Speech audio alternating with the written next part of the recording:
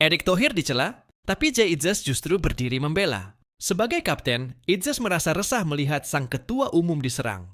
Padahal menurutnya, Pak Erick sudah melakukan segalanya, bahkan banyak hal yang tak terlihat di depan kamera. Pak Erick itu berjasa besar di belakang layar, ujarnya. Dia memastikan semua berjalan lancar supaya kami bisa fokus bertanding. Itzes menegaskan, semua punya mimpi yang sama, membawa Indonesia ke Piala Dunia.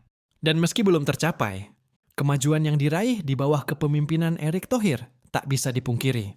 Mulai dari lolos ke Piala Asia tanpa kualifikasi, hingga prestasi yang terus meningkat setiap tahunnya.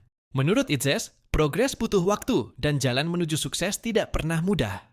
Pemain dan supporter sama-sama kecewa, tapi itulah sepak bola. Kadang menang, kadang jatuh, tapi selalu belajar. Yang penting kita tetap percaya dan tetap bersama. Ini baru permulaan dari sesuatu yang lebih besar untuk Indonesia, kata Itzes.